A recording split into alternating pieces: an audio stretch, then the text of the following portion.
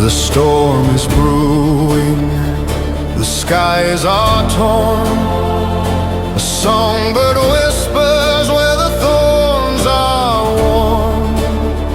In the capital's shadow, the air turns gray. The spark of rebellion sings through Lucy Gray.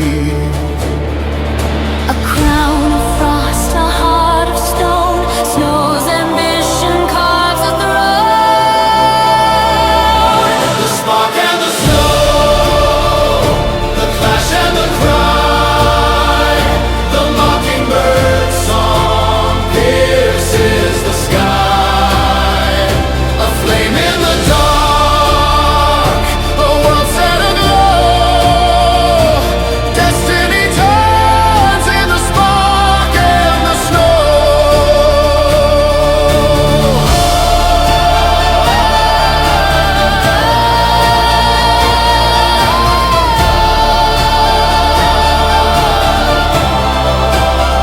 In the district's fields, the hunger grows. The whip cracks louder where the cold wind blows. Her voice cuts through like a silver blade, a tune of defiance, the tyrant betrayed. A chorus rising, shadows break. The mockingbird stirs what power can't take.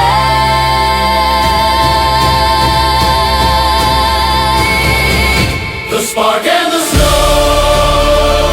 the clash and the cry, the mockingbird song pierces the sky.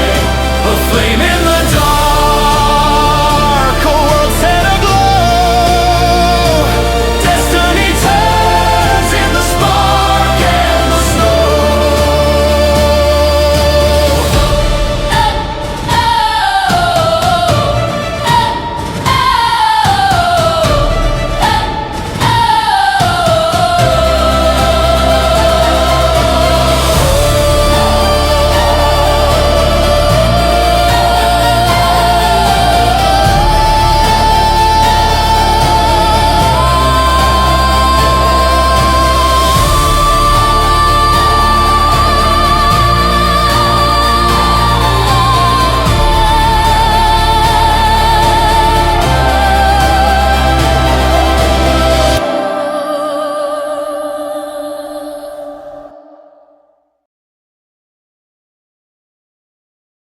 A shiver ran down Coriolanus' spine, and he could sense the rest of the recruits stirring.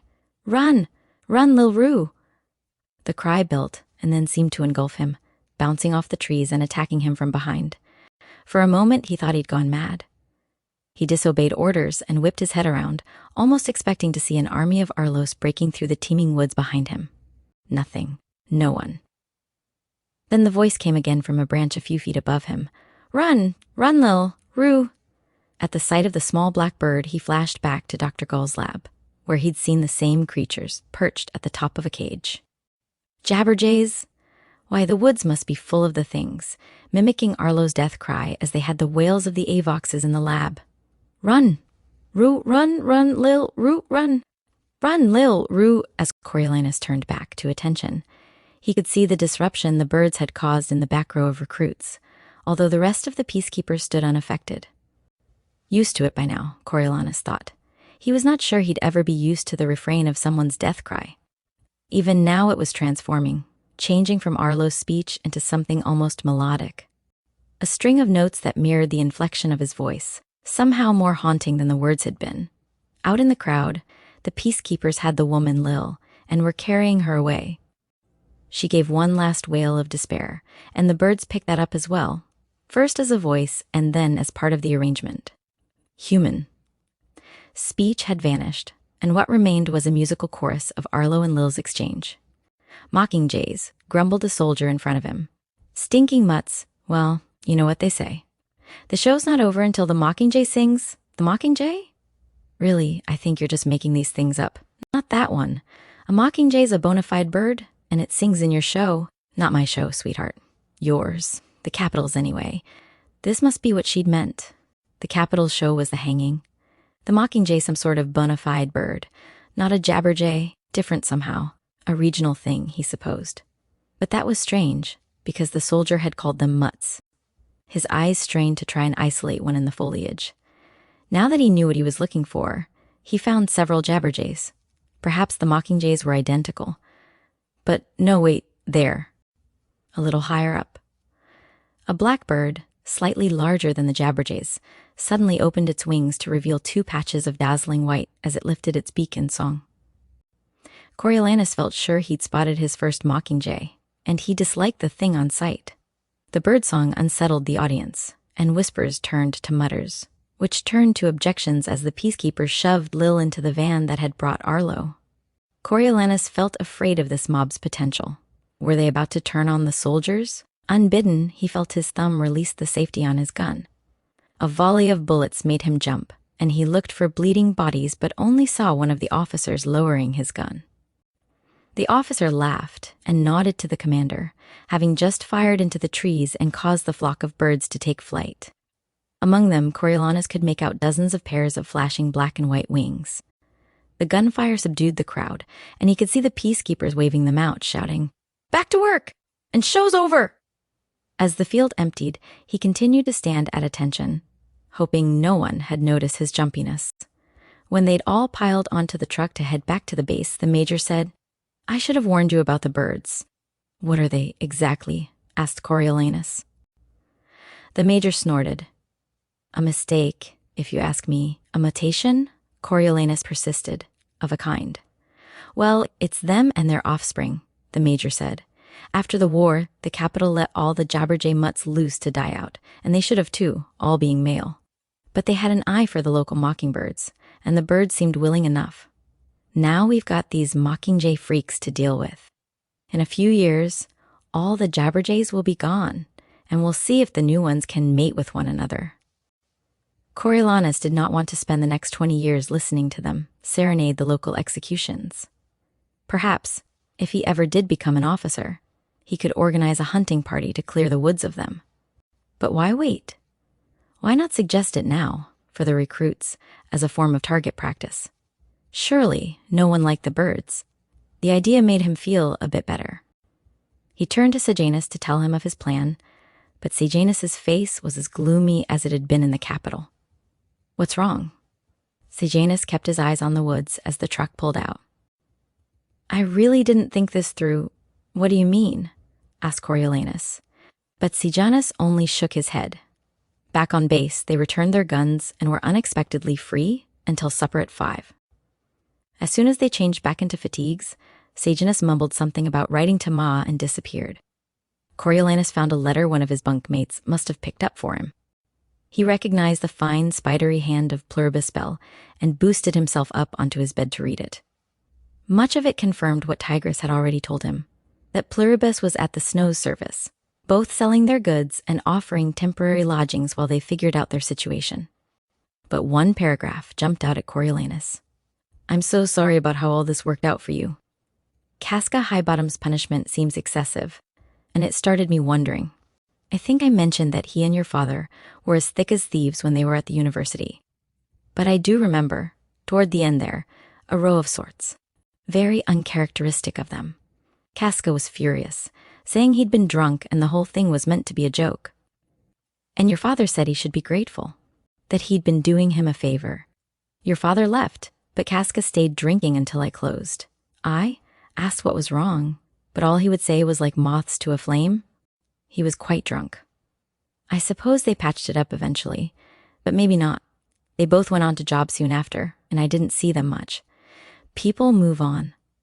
This snatch of a story provided the closest explanation Coriolanus had gotten yet for Dean Highbottom hating him. A row. A falling out. He knew it hadn't been patched up, unless another had succeeded it, because of the bitter way the dean had spoken about his father. What a petty little man Dean Highbottom was, still nursing his wounds over some disagreement in school. Even now, when his imagined persecutor was long dead. Let it go, can't you? He thought. How can it still be of consequence? At dinner, Smiley, Beanpole, and Bug wanted to hear all about the hanging, and Coriolanus tried his best to satisfy them. His idea of using mockingjays for target practice was met with enthusiasm, and his bunkmates encouraged him to pitch it to the higher-ups. The only damper was Sejanus, who sat silent and withdrawn, pushing his tray of noodles out for public consumption. Coriolanus felt a twinge of concern. The last time Sejanus had lost his appetite, he'd lost his sanity as well. Later, as they mopped the mess hall, Coriolanus cornered him. "What's bothering you? And don't say nothing." Sejanus sloshed his mop around the bucket of gray water. "I don't know. I keep wondering what would have happened today if the crowd had gotten physical. Would we have had to shoot them?" "Oh, probably not," said Coriolanus, although he'd wondered the same thing. "Probably just fired a few rounds in the air. If I'm helping to kill people in the districts, how is it any better than helping to kill them in the Hunger Games?" asked Sejanus. Coriolanus's instincts had been right. Sejanus was sliding into another ethical quagmire. What did you think it was going to be? I mean, what did you think you'd signed up for? "I thought I could be a medic," confessed Sejanus.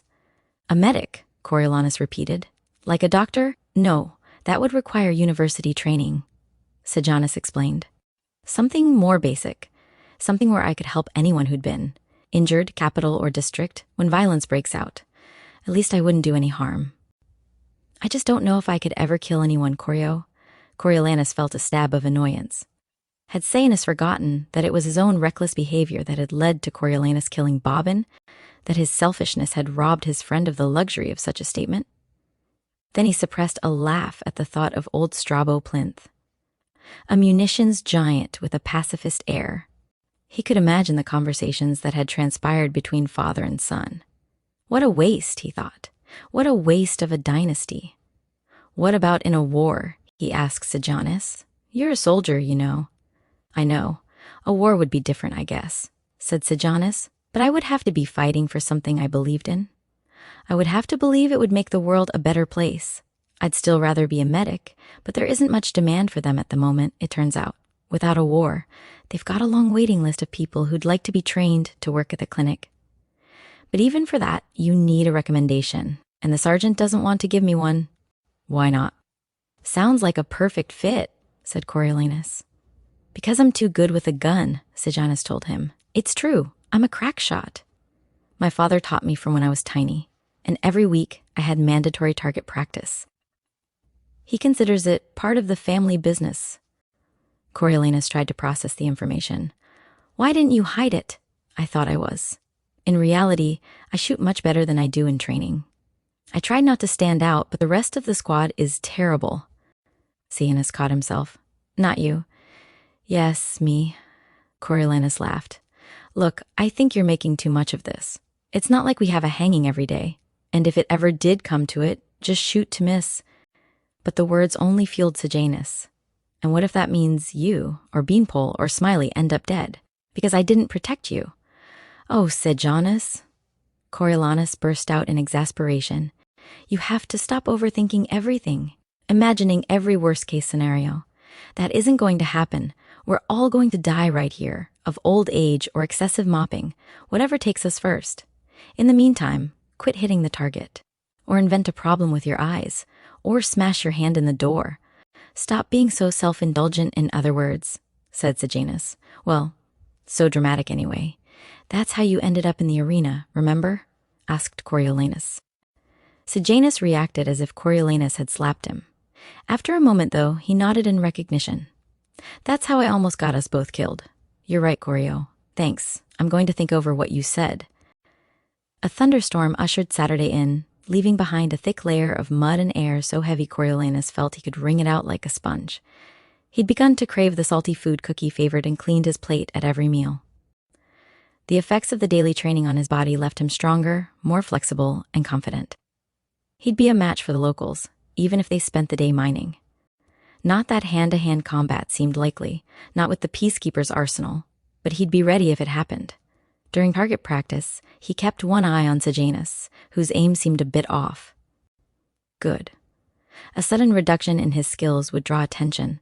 Another boy's estimation of his talent might be suspect, but he'd never known Sejanus to brag. If he said he was a crack shot, no doubt he was. Which meant he'd be a real asset in the Mockingjay slaughter if he could be persuaded to try. At the end of practice, Coriolanus pitched the idea to the sergeant and felt gratified by his answer. That might not be a bad idea. Kill 2 birds with 1 stone. Oh, I hope more than 2, Coriolanus joked, and the sergeant rewarded him with a grunt. After a sweltering afternoon in the laundry, shuttling fatigues in and out of industrial washing machines and dryers. Sorting and folding, Coriolanus bolted down dinner and made for the showers. Was it his imagination, or had his beard filled in? He admired it as he scraped a razor over his face, another sign that he was leaving boyhood behind. He towel-dried his hair, relieved that his buzz had become less severe. Here and there he could coax a bit of wave. The promise of a band at the Hob that night filled the bathroom with excitement. Apparently none of the recruits had followed this year's Hunger Games. Some girl is going to be singing there. Yeah, from the capital? No, not from the capital. She went there for the Hunger Games. Oh, guess she won. Their faces shiny with heat and scrubbing. Coriolanus and his bunkmates headed out into the evening. The guard on duty told them to keep their heads up as they left the base. I guess the 5 of us could take on some miners, said Beanpole, glancing around. Hand to hand, sure, said Smiley. But what if they had guns? They can't have guns here, can they? Asked Beanpole. Not legally, but there's got to be some of them floating around out there after the war. Hidden under floorboards and in trees and things? You can get anything if you have money, Smiley said with a knowing nod. Which clearly none of them do, said Sejanus. Being off the base on foot made Coriolanus edgy too, but he put it down to the mess of emotions he was experiencing. He was by turns thrilled, terrified, cocksure, and madly insecure about seeing Lucy Gray. There were so many things he wanted to say to her, so many questions he wanted to ask, he didn't know where he'd begin. Maybe with just another of those long, slow kisses. After about 20 minutes they arrived at the Hob, a warehouse for coal in better days. Reduced production had left it abandoned. Probably someone in the capital owned it, if not the capital itself, but no oversight or upkeep was apparent. Along the walls, a few makeshift stalls displayed odds and ends, much of them secondhand. Among the offerings, Coriolanus saw everything from candle stubs to dead rabbits, homemade woven sandals to cracked eyeglasses. He worried that in the wake of the hanging they would be treated with hostility, but no one seemed to give them a second glance, and much of the clientele had come from the base. Smiley, who had wheeled and dealed in the black market back home, strategically sacrificed 1 cookie to sampling, breaking it into a dozen pieces and allowing taste to people he deemed likely buyers. Ma's magic hit home, and between direct trade with the bootleggers and money from other interested parties, they ended up in possession of a quart bottle of clear liquid so potent the smell made their eyes water. That's good stuff, Smiley promised. They call it white liquor here, but it's your basic moonshine. They each took 1 swig, provoking a round of coughing and backslapping, and saved the rest for the show. Still in possession of a 6 popcorn balls, Coriolanus asked about tickets, but people waved him off. They don't take their pay till after, said one man. Better get a seat if you want a good one. Expecting a crowd. The girls back getting a seat involved grabbing an old crate, spool, or plastic bucket from a pile in the corner and staking out a spot where you could see the stage, which was no more than an arrangement of wooden pallets at one end of the Hob. Coriolanus chose one against the wall, about halfway back. In the dusky light, Lucy Gray would be hard-pressed to notice him, and he wanted that. He needed time to decide how to approach her. Had she heard he was here? Likely not, for who would have told her? Around the base he was merely gent, and his exploits in the Hunger Games caused no mention. Nightfall came and someone flipped a switch, kicking on a hodgepodge of lights strung together by an ancient cable and several suspicious-looking extension cords. Coriolanus looked for the nearest exit in anticipation of the inevitable fire. With the old wooden structure and the coal dust, a stray spark could turn it into an inferno in a flash. The Hob began to fill with a mix of peacekeepers and locals, mostly men, but with a fair number of women as well. There must have been close to 200 assembled in all, when a skinny boy of about 12, in a hat adorned with colorful feathers, came out and set up a single microphone on the stage, running a cord to a black box off to the side.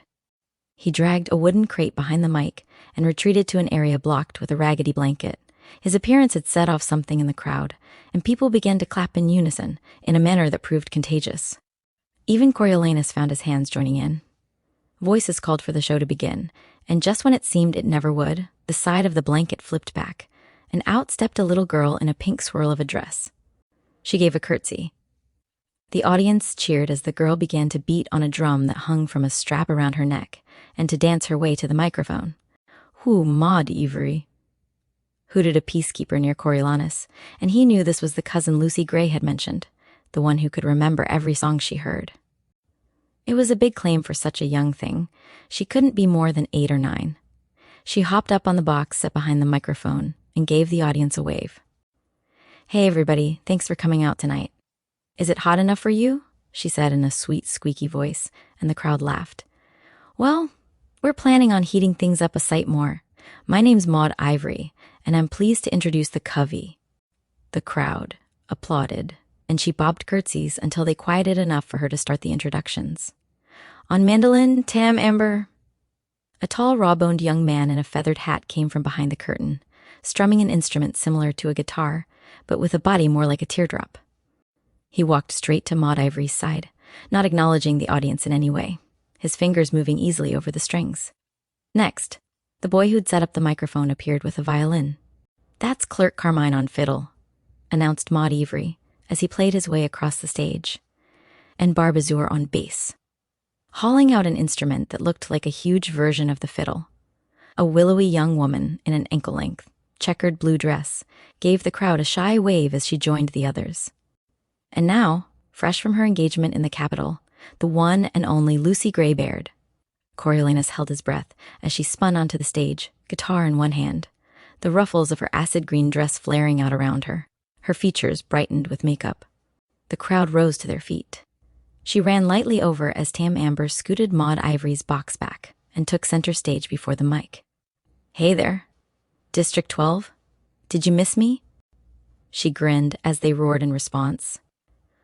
"I bet you never expected to lay eyes on me again, and that goes both ways. But I'm back. I sure am back." Encouraged by his mates, a peacekeeper sheepishly approached the stage and handed her a half-filled bottle of white liquor.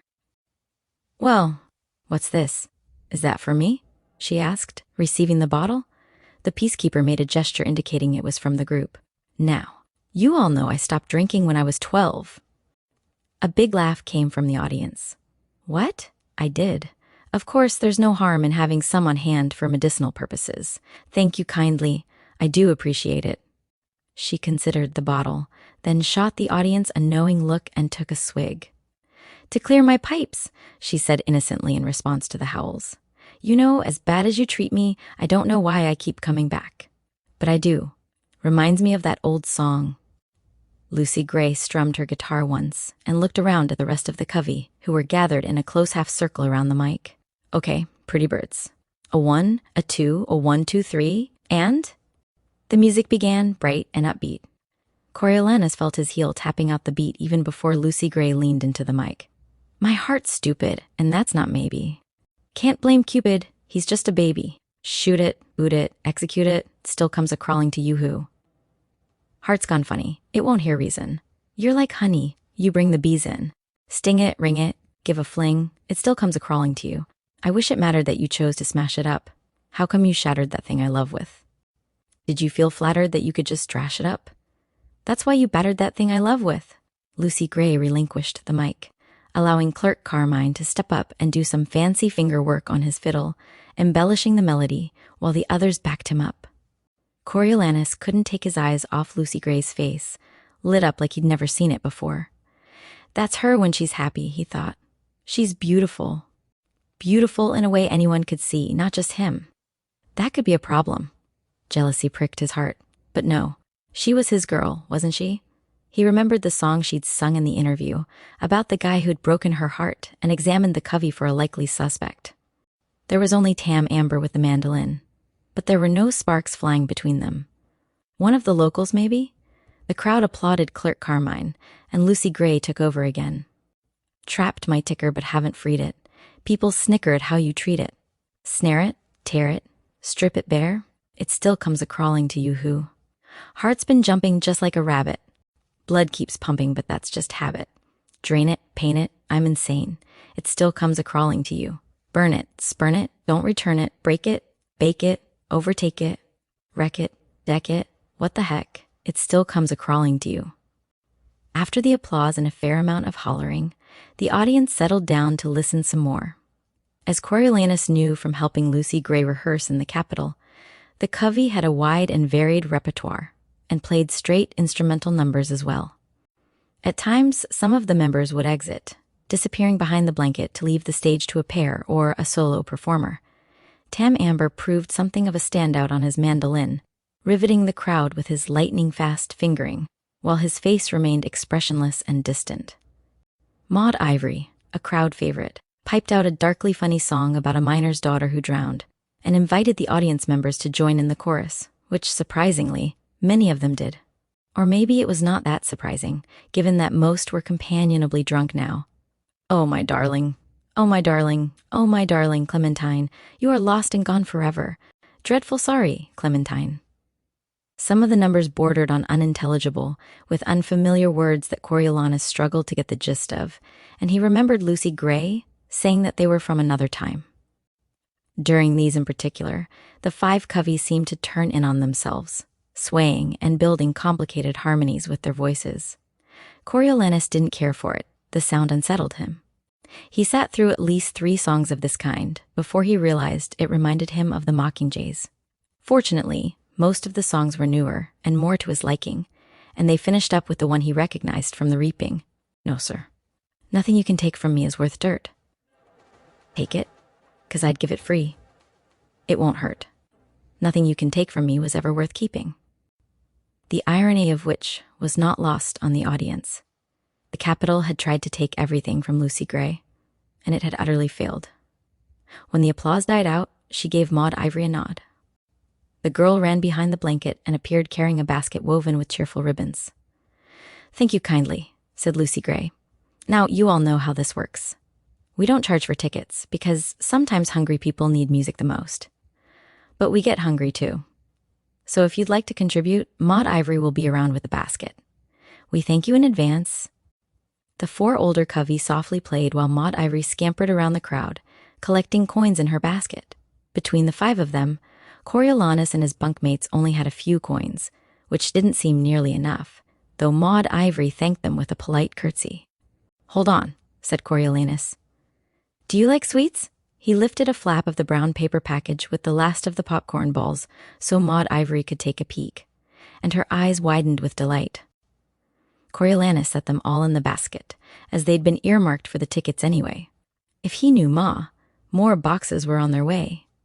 Maud Ivory did a little pirouette in thanks, hurried through the rest of the audience, and then ran up on stage to tug on Lucy Gray's skirt, showing her the treats in the basket.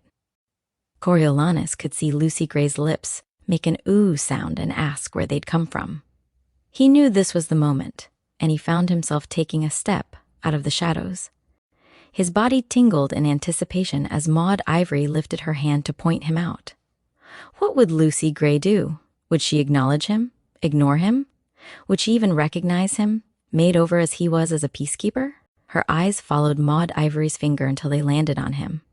A look of confusion crossed her face, then recognition, and then joy. She shook her head in disbelief and laughed. Okay, everybody. This is maybe the best night of my life. Thanks to everybody here for showing up. How about one more song to send you off to sleep? You might have heard me do this before, but it took on a whole new meaning for me in the Capitol. Guess you'll figure out why. Coriolanus moved back to his seat. She knew where to find him now, to listen and to savor their actual reunion, which was only a song away. His eyes teared up when she began the song from the zoo. Down in the valley, valley so low, late in the evening, hear the train blow. The train, love, hear the train blow. Late in the evening, hear the train blow. Coriolanus felt an elbow nudge his ribs and looked over to see Sejanus beaming at him.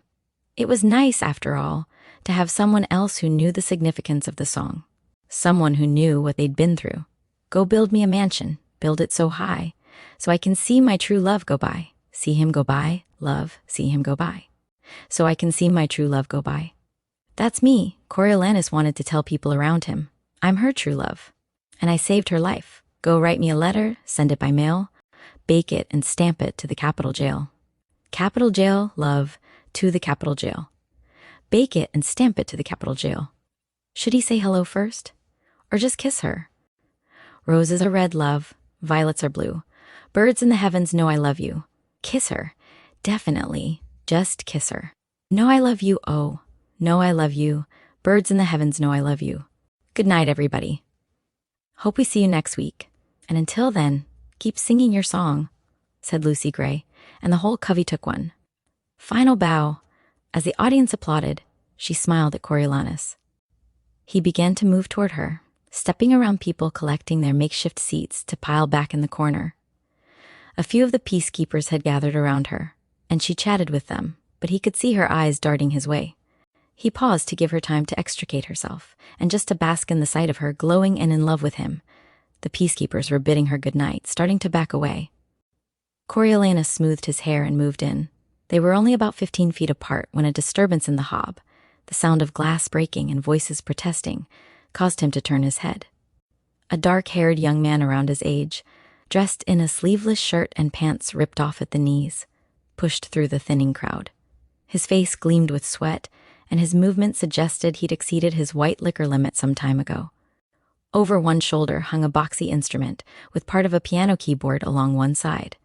Behind him trailed the mayor's daughter, Mayfair, taking care not to brush against the patrons, her mouth tight with disdain. Coriolanus shifted his gaze to the stage, where a cold, fixed stare had replaced Lucy Gray's eager expression. The other members of the band drew in around her protectively, their showtime levity draining away into a mix of raw anger and sadness. It's him, Coriolanus thought with dead certainty, his stomach twisting unpleasantly. It's the lover from the song.